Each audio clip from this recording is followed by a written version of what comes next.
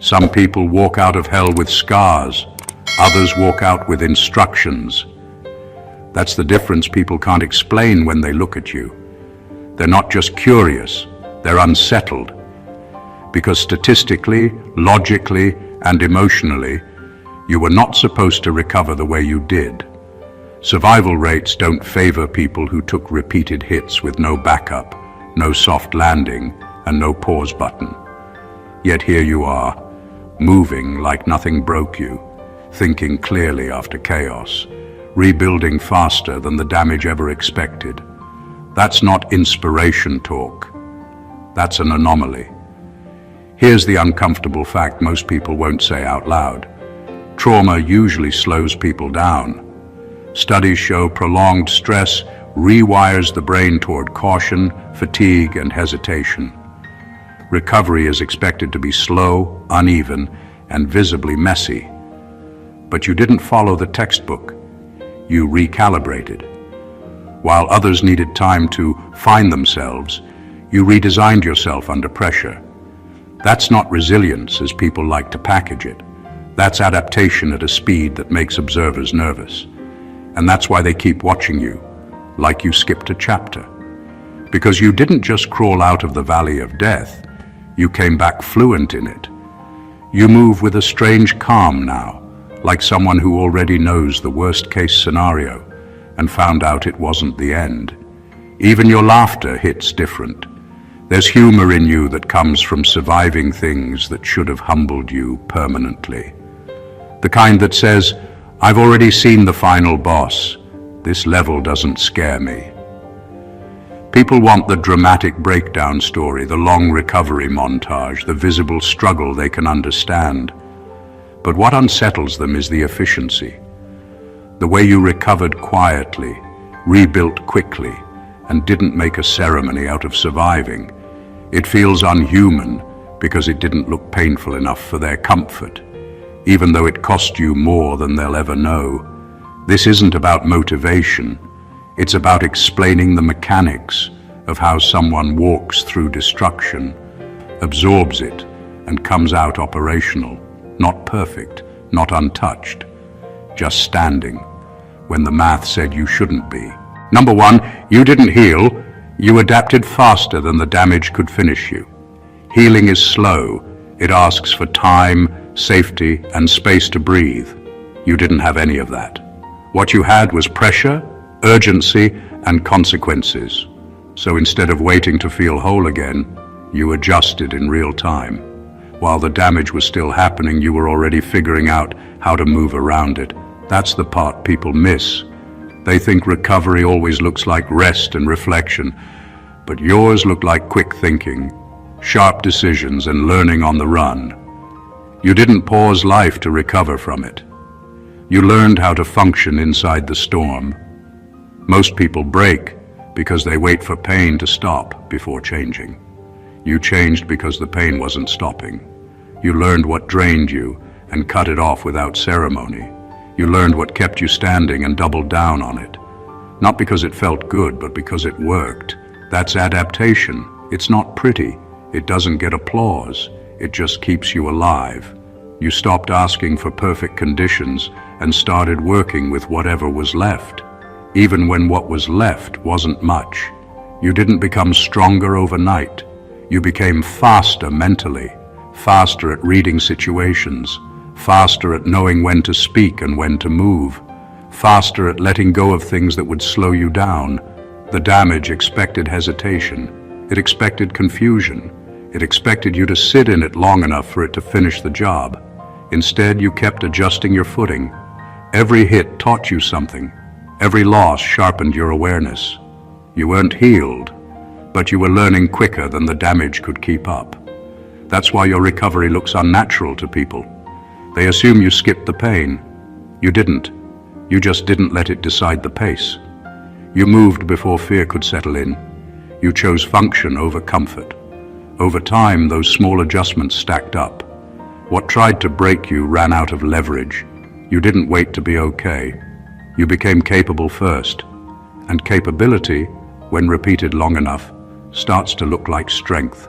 Number two, You stopped asking why me and started asking what survives. At some point, you realized that the question why me wasn't giving you answers, only delays. It kept you circling the pain, replaying events, and waiting for logic in a situation that didn't care about fairness. Life wasn't explaining itself, and the more you demanded meaning, the more stuck you felt. So you dropped the question altogether, not because it didn't matter, but because it wasn't useful anymore. You traded curiosity about injustice for focus on survival, and that shift changed everything. When you started asking what survives, your thinking became sharper. You stopped wasting energy on what should have happened and started paying attention to what was still standing, what habits didn't collapse under pressure, what thoughts kept you steady instead of spiraling, what parts of you refused to quit even when everything else felt exhausted. Survival made you practical. You learned that pain doesn't require your understanding to exist, but it does respond to how you move through it. That mindset stripped things down to essentials. You weren't trying to fix your entire life at once. You were asking smaller, tougher questions. What needs to stay? What needs to go? What can I do today that doesn't make tomorrow worse? That kind of thinking isn't inspirational, but it's effective. It turns chaos into something you can manage. It gives you leverage where emotions offer none. People often confuse this shift with emotional coldness. It wasn't that you stopped feeling. You stopped letting feelings run the operation. You learned that survival favors clarity, not drama. You didn't deny the hurt. You just refused to build your identity around it. Instead of asking the world to make sense, you focused on making yourself functional within it. Over time, that question shaped you. What survives became a filter for everything. Relationships, choices, habits, even dreams. If it couldn't hold up under pressure, it didn't come with you. That's why you didn't just get through it. You came out more grounded. You didn't solve the mystery of why it happened. You solved the more important problem, how to stay standing when it did. Number 3, you learned pain has patterns, not just emotions. Pain isn't random. At first it feels like chaos, like the world is collapsing in ways you can't predict or control. Most people experience it as a storm they have to endure, hoping it passes. You didn't stay there. You started noticing the rhythm behind it, the way it flared up at the same triggers, repeated in cycles, and followed the same silent rules. Once you recognized that, pain stopped being something that merely hurt you. It became something you could study, something you could anticipate and work around. That's a level most people never reach. They feel it, they cry, they complain, they wait. You read it. It wasn't cold calculation, it was survival. You noticed how certain environments, conversations, or even thoughts made the pain spike. You learned which behaviors amplified it and which softened it, not by accident, but through observation and discipline. You weren't looking for pity or meaning, you were mapping the battlefield. That map let you move differently. You didn't avoid life, you avoided unnecessary suffering while still engaging with what had to be faced. Pain became predictable, and predictability gave you power. And then came the unexpected part. Once you understood the patterns, you started using them. You could prepare for the moments that would normally crush others. You could manipulate the rhythm to your advantage, turning emotional weight into fuel instead of drag. That doesn't mean you stopped feeling.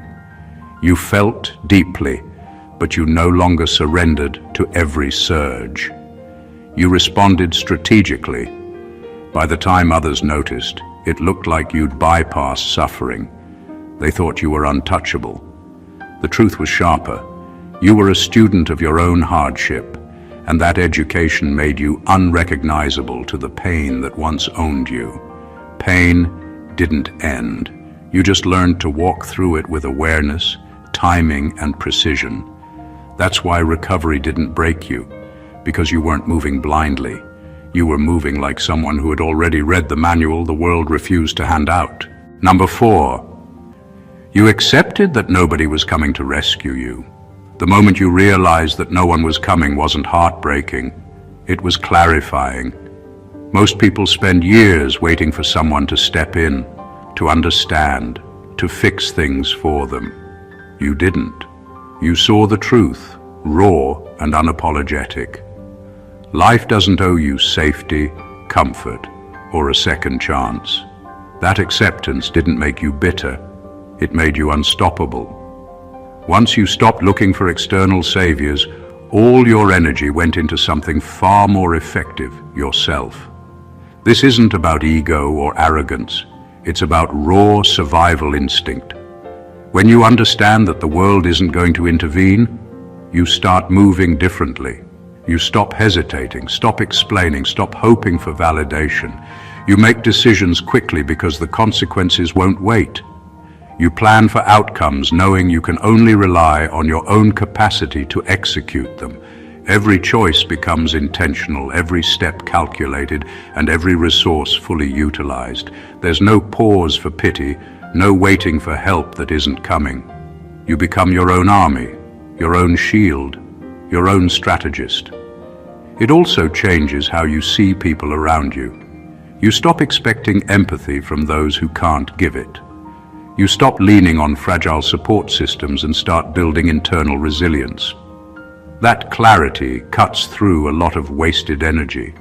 Every relationship, every commitment, every interaction is measured by what it contributes to your survival and growth, not by what you hope it will someday offer. And here's the thing, once you accept that nobody is coming, you notice an almost uncanny freedom. You're no longer trapped by the fear of being left behind because you've already taken the reins. You walk through challenges with a kind of quiet authority because you know your fate isn't dictated by anyone else. You've built the kind of self-reliance most people talk about but never achieve. You didn't just survive the valley of death, you walked through it armed with the knowledge that the only rescue worth counting on is the one you orchestrate yourself. Number 5, you became resourceful because comfort was never an option. Comfort is a trap. Most people fail to realize it until it's too late. It lulls you into inaction, makes you dependent, and dulls your instincts. You didn't have that luxury.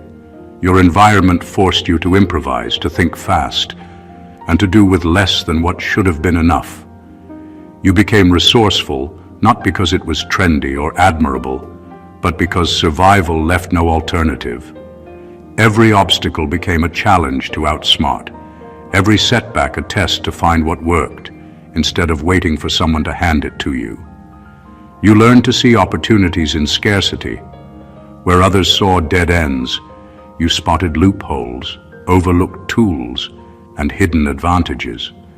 You stopped relying on instructions, guides, or systems. You created your own methods, your own shortcuts, and your own strategies. The harsh reality didn't just demand resilience, it demanded creativity under pressure. And that creativity wasn't a hobby, it was a lifeline. Being resourceful also taught you how to leverage people, circumstances, and even mistakes. You noticed patterns others missed and used them to your benefit. When the path was blocked, you didn't wait for it to open. You found another route, built a bridge, or made one yourself. Your mind became a workshop, constantly evaluating, experimenting, and executing. Comfort could never have produced that level of mental agility.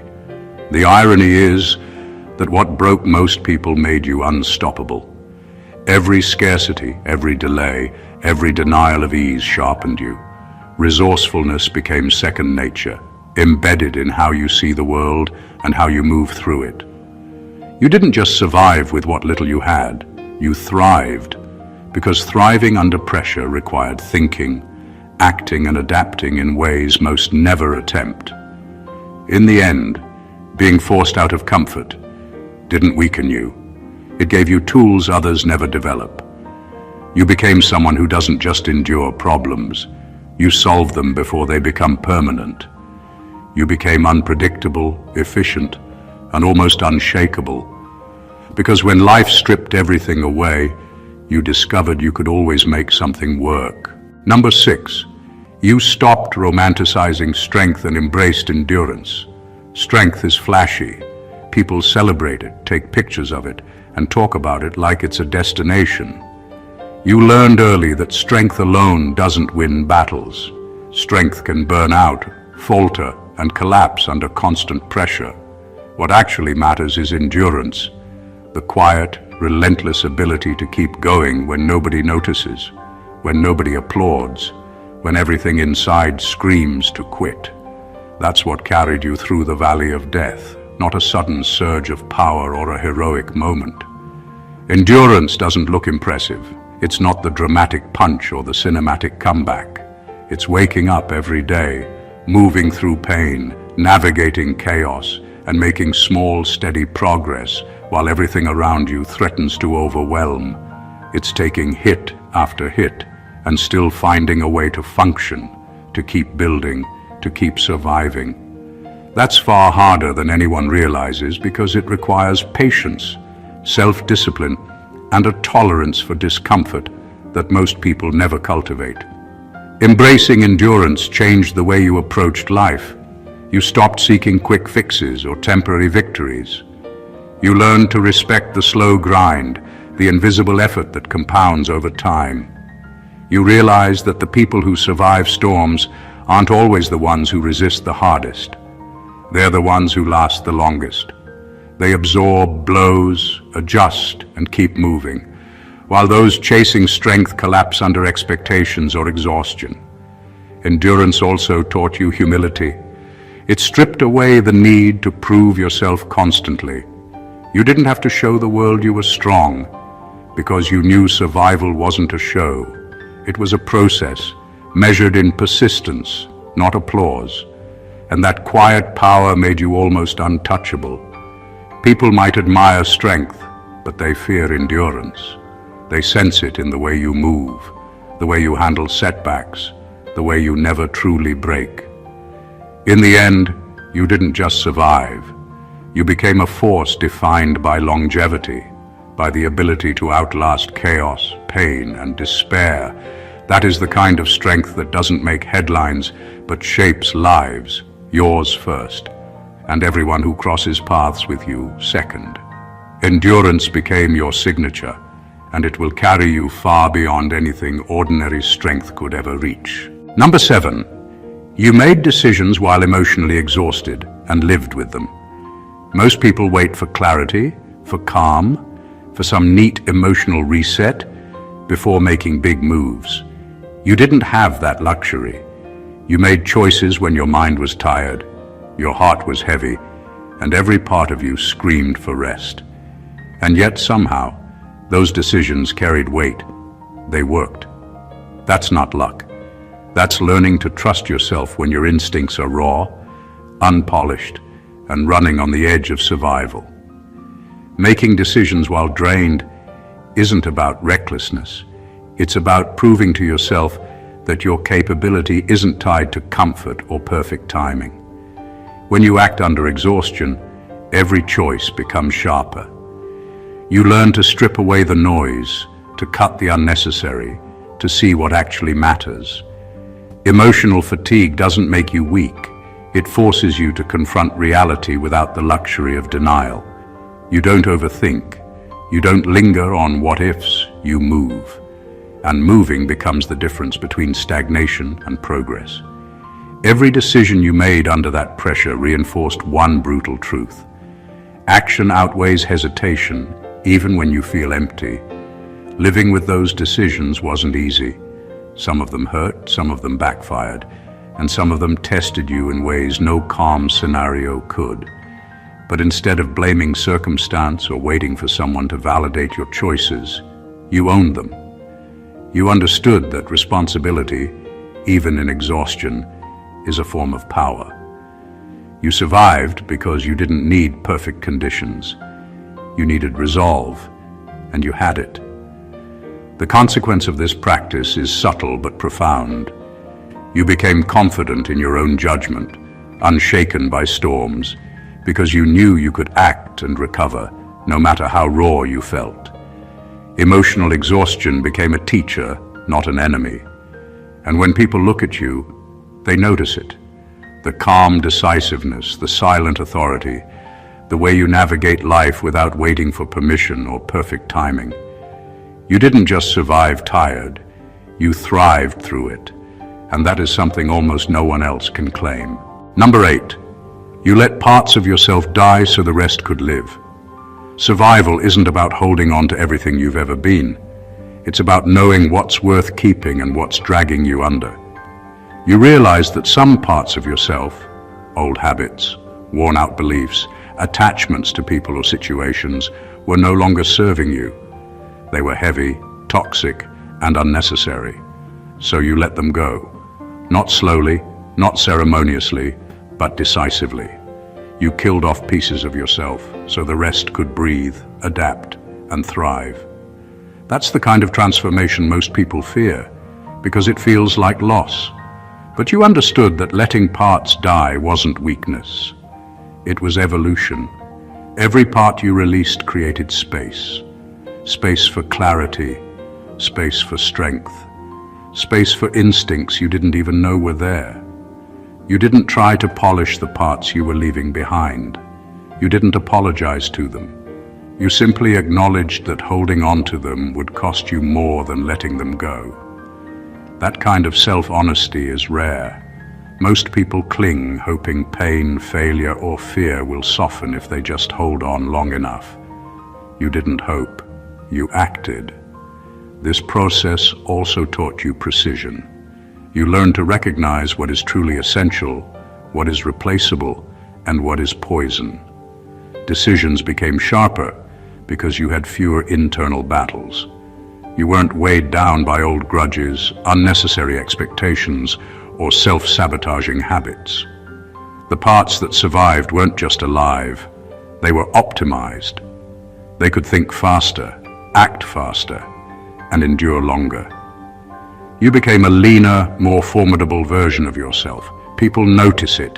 They see someone who doesn't hesitate, who doesn't flinch at pressure, who moves with purpose. They don't understand the quiet deaths that made that possible. They don't see the pieces you left behind in the ashes, because the living parts are so dominant now. You didn't just survive the valley of death. You reconstructed yourself from it. You understood that growth sometimes demands sacrifice, not of life, but of the version of yourself that can't rise to meet the future. And that choice, that ruthless clarity, is what set you apart. Number 9, you didn't become fearless. You became fear-literate. Fear is a liar. It pretends to protect you, but most of the time it only holds you back. You didn't escape it, and you didn't ignore it. You studied it. You learned its patterns, its triggers, and its tactics. You became fluent in the language of fear, able to recognize when it was a warning and when it was a trick. That knowledge changed everything. People think surviving the valley of death is about being fearless, but real survival comes from knowing fear well enough to act in spite of it. You didn't stop feeling it. You stopped obeying it blindly. Fear-literate people don't freeze or panic. They don't waste energy resisting something they can't control. Instead, they dissect it, predict it, and use it to their advantage. You understood which fears were signals and which were chains, which ones required action, and which ones needed to be ignored. That clarity gave you power where most people felt paralyzed. You moved decisively because fear became data, not a prison. This literacy also sharpened your instincts. You became able to spot danger and opportunity simultaneously, to navigate chaos with a precision that feels unnatural to others. You no longer reacted emotionally to fear. You responded strategically. That difference is subtle but profound. People see it in the way you handle crises, the way you step forward when everyone else steps back, the way you survive storms that would crush the unprepared. Being fear-literate doesn't make life easier. It doesn't remove risk or pain, but it turns you into someone almost untouchable because you aren't controlled by what others perceive as dangerous or terrifying. You've faced the worst-case scenarios enough times to know that fear is a tool, not a master.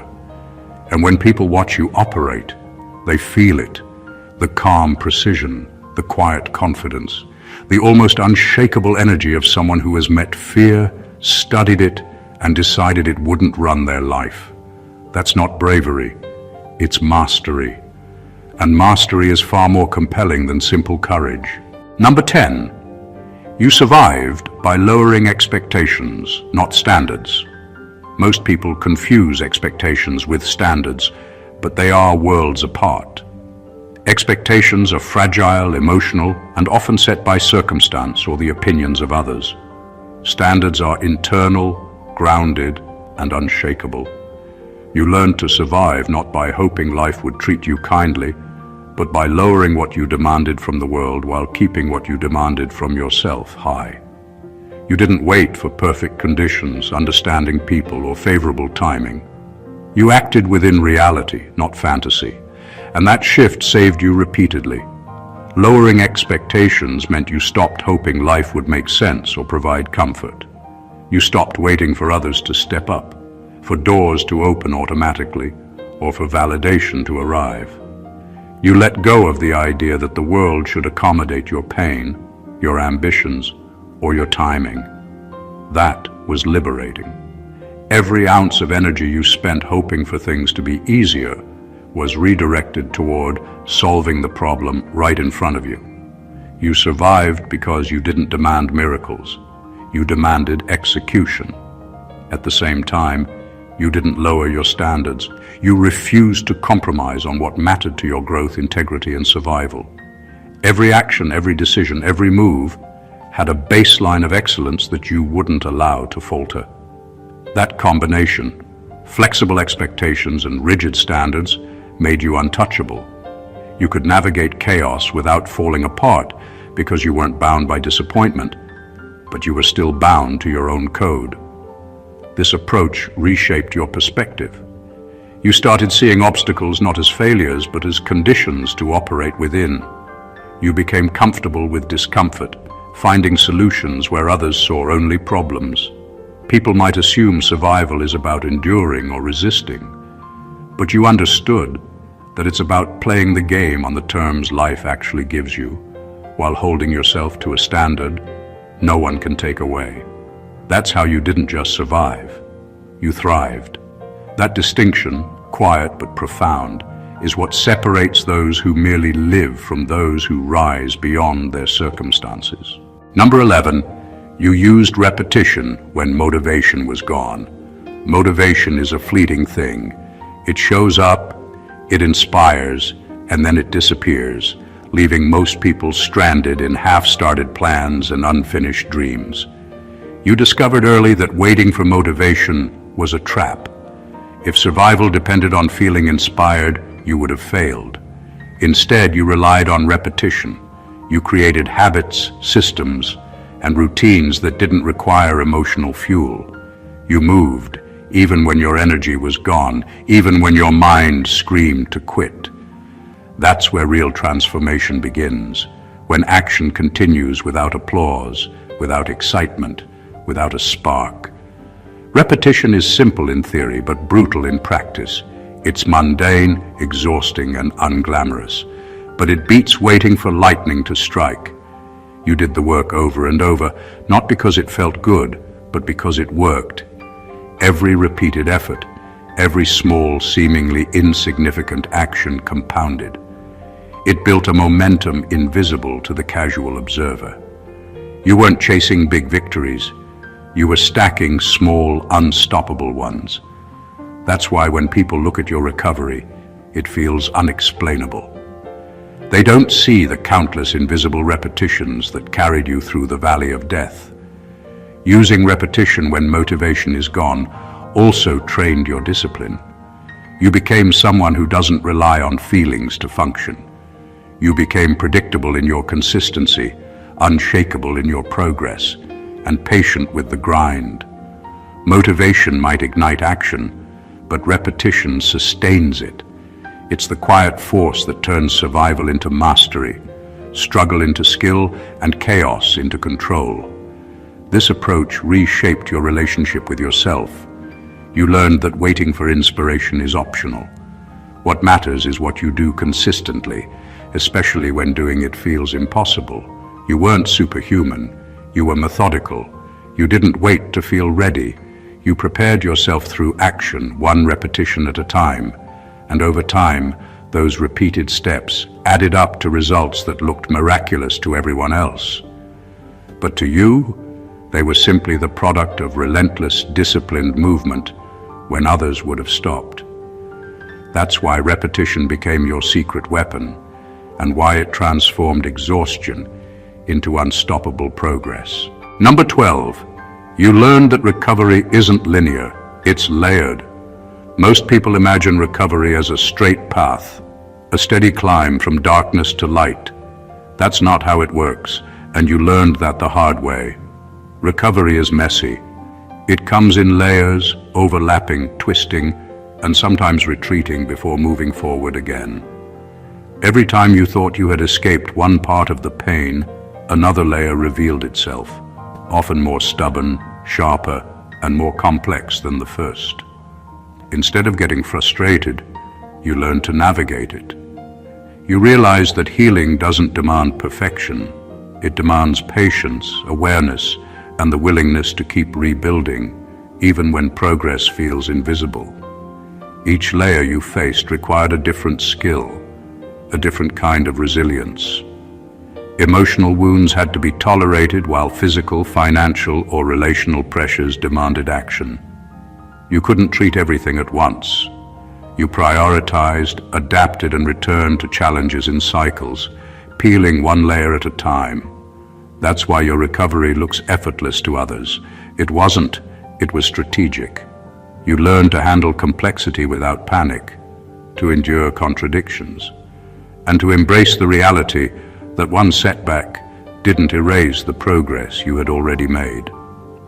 Understanding recovery as layered also changed your perspective on mistakes and setbacks. You stopped expecting yourself to be fully healed in a single sweep. Every stumble was just another layer revealing what needed attention, another opportunity to build depth. That mindset gave you patience without passivity, action without recklessness, and focus without rigidity. You became someone who could operate under pressure while still attending to the subtler, slower aspects of growth. By the time people notice you thriving, they assume you've always been strong. The truth is far more impressive. You didn't just push through, you learned the architecture of survival. You understood that pain, loss, and struggle accumulate like layers, and you became skilled at navigating them without losing your footing. That mastery of layered recovery made you not just resilient, but almost unshakable. A person who doesn't just survive the valley of death, but emerges layered, fortified, and untouchable in ways few ever comprehend. Number 13. You stopped explaining your pain to people who benefited from your silence. For a long time, you probably tried to make others understand what you were going through. You broke yourself down, layer by layer, hoping someone would notice, empathize, or step in. Most of the time, that effort was wasted. Some people weren't there to help. They were there to watch, judge, or even benefit from your struggle. Eventually, you realized that explaining your pain didn't heal you, it just gave others a front row seat to it. So you stopped. You stopped narrating your suffering, stopped seeking validation from those who had no intention of offering it, and stopped giving away pieces of yourself that didn't need to be seen.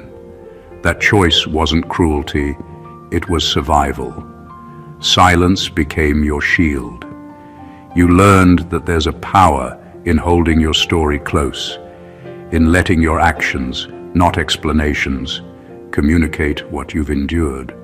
People start noticing differently when you don't plead for understanding.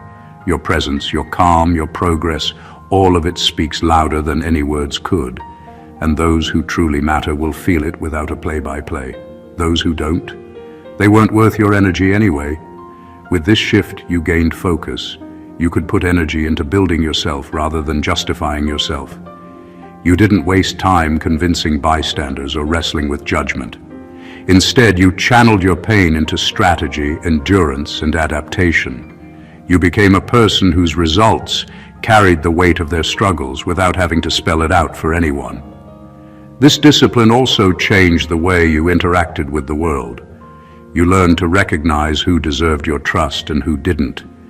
You kept your experiences private, but you didn't hide your growth. You didn't need to explain your scars. You let your life tell the story. And that made you unshakable. People notice a person who thrives quietly. They respect someone who suffers, learns, and acts without seeking permission or sympathy. By stopping explanations, you reclaimed control over your narrative, and that control made you stronger, sharper, and almost untouchable. Number 14. You came back different because death brushed you and missed.